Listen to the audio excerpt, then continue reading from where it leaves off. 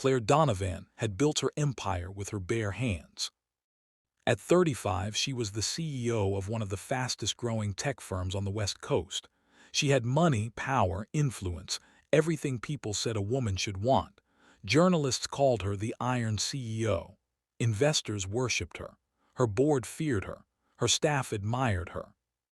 Yet every night she returned to a penthouse, so silent she could hear her own heartbeat. Success, she had learned, was a cold bed. Her assistant kept begging her to go on dates, telling her she needed a life outside the office.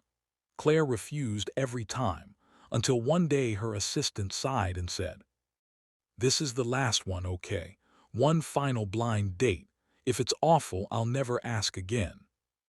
Claire rubbed her temples. One date, that's it. She didn't know that this single decision would reopen the oldest wound she carried and lead her to the one man she never stopped loving. The restaurant was warm, soft music playing, lights dimmed. Claire wore a navy coat, her hair tied in a sleek bun. She checked her watch, 7:01. She hated being late. She scanned the room, expecting another polished executive, another man with shiny shoes and a rehearsed smile. But then she saw him. A man sitting alone at a small corner table. Worn leather jacket. Rough stubble. Broad shoulders. A tired, gentle face. He stood when he saw her, eyes widening with shock. "Claire," he breathed. Her heart slammed against her ribs.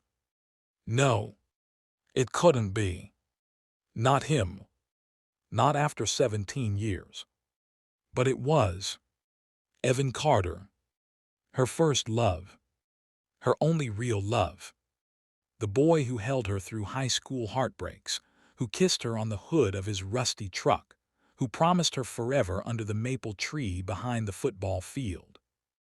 The boy she left behind when she ran for her dreams. And now, he was a man. A single dad. And he was her blind date. For a moment they just stared at each other, two lifetimes trapped in silence. Evan finally smiled, the same crooked, heart-melting smile that used to undo her completely. "Well," he said, rubbing the back of his neck nervously, "if I'd known my blind date was Claire Donovan, I might have shaved." She blinked, her breath catching. You're the date." He nodded, blushing slightly. "My sister set it up. She said I needed to meet someone grown-up for a change." Claire let out a shaky exhale. Fate had a cruel sense of humor. They sat, and after the initial shock settled, conversation came surprisingly easy. "So," Evan said, leaning forward, "you're a CEO, huh?" She smiled faintly.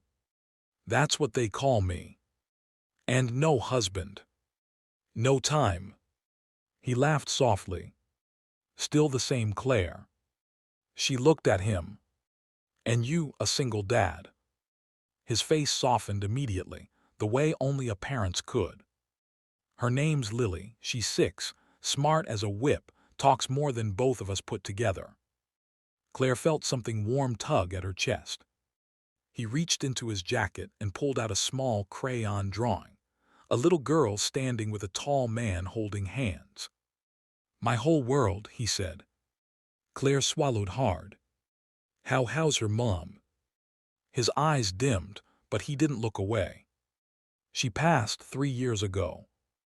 "I'm so sorry, Evan." He nodded. "It's been rough, but Lily keeps me moving." And then, the question Claire had feared since she laid eyes on him. "What about you, Claire? Anyone special?" She hesitated before whispering. "No, no one ever measured up." Evan's eyes flicked to hers. "Claire." But she looked away before he could see the truth, the regret that had lived inside her for 17 years. They ate slowly, talking about the past, the things they survived, the choices that tore them apart. "You just left," Evan said quietly. "No goodbye, no note, just gone." Claire's throat tightened. "I was scared. I thought if I stayed, I'd never leave. I wanted to prove myself." You didn't have to choose between us. You say that now, she whispered, but back then we were kids. He didn't answer. He didn't have to. His silence was enough. After dinner, they walked outside into the cool night air. The city lights reflected in puddles along the sidewalk. It was good seeing you, Claire said, forcing strength into her voice. Evan nodded, hands in his pockets. Yeah, you too. But neither of them moved. Claire turned to leave, but Evan called her name. Claire. She froze. I'm glad you made it, he said softly. I'm glad you became everything you dreamed of. She felt tears burning behind her eyes. And she whispered, voice trembling. I'm glad you became the kind of man who raises a little girl with so much love. They stood there, 2 worlds apart and yet not apart at all. Finally, Evan cleared his throat. I should get home. Lily's expecting a bedtime story. Claire smiled weakly. Of course. But when he walked away, something inside her broke. A week passed. Claire buried herself in work, meetings, conferences, budgets, but every night she thought of Evan. His smile, his gentleness, his daughter with the crayon drawing. Her assistant noticed. You keep staring at your phone, waiting for someone. Claire sighed. No. But she was. Saturday morning, she found herself driving toward the old part of town, toward the little bookstore Evan's sister owned. She didn't even know why she went. Maybe curiosity. Maybe fate. Maybe longing. She didn't expect to see him standing outside with a tiny girl wearing pigtails and purple boots. Lily. She was holding a stuffed unicorn and giggling as Evan fixed her jacket. Claire froze. And then Lily noticed her. Daddy, someone's looking at you.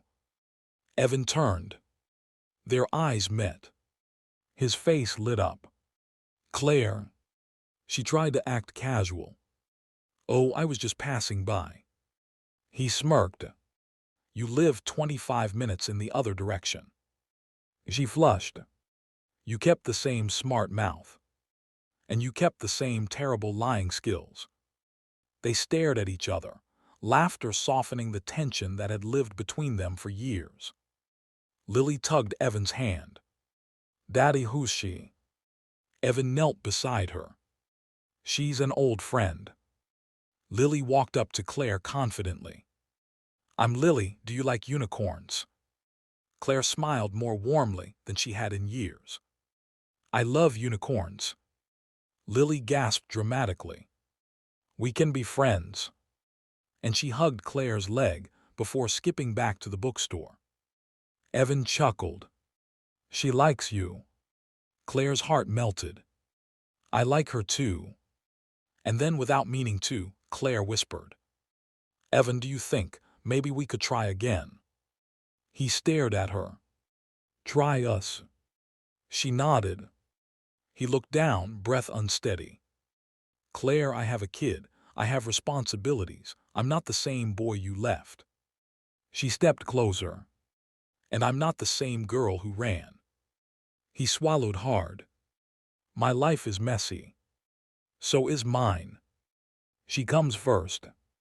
I wouldn't have it any other way. He hesitated, then whispered. Say it again. Claire held his gaze. I want to try again with you. Something shifted in his eyes, something warm, breaking open after years of being locked away.